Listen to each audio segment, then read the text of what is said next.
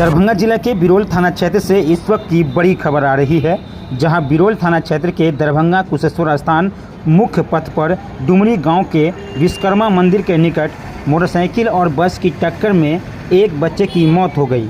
वहीं 3 लोग गंभीर रूप से जख्मी हो गए हैं। इस घटना के बाद आक्रोशित लोगों ने बस को क्षतिग्रस्त करते हुए सड़क जाम कर दिया है। हालांकि सूचना मिलते ही वारदात पर पुलिस भी मौके पर पहुंच गई। वहीं सभी घायलों को स्थानीय पुलिस और लोगों की मदद से स्थानीय सीएचसी में भर्ती कराया गया, जहां 3 लोगों की स्थिति गंभीर देखकर चिकित्सकों ने प्राथमिक उपचार करते हुए डीएमसीएच रेफर कर दिया है।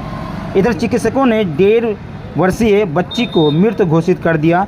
वे सभी बिरोल थाना क्षेत्र के लधो गांव से घनश्यामपुर थाना क्षेत्र के बेलवाड़ा गांव जा रहे थे।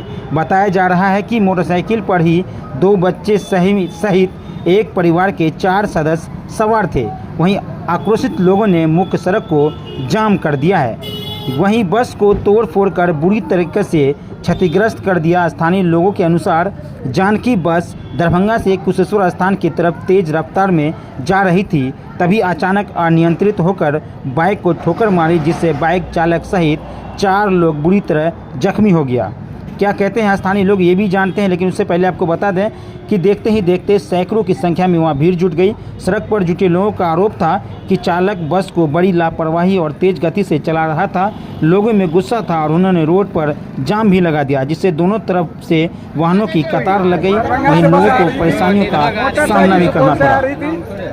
वो दोनों ने टक्कर मारा, उसमें ये एक्सीडेंट हो गया। घटना में कहाँ पर ये घटना घटी? ये विश्वकर्मा मंदिर के सामने में। क्या इसमें हादसा हमारे कोई किसी की मौत भी हुई है? मौत होने वाली है, सर फट गया है, हॉस्पिटल भेजा गया।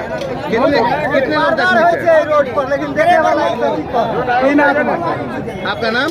मेरा नाम सलेंदर।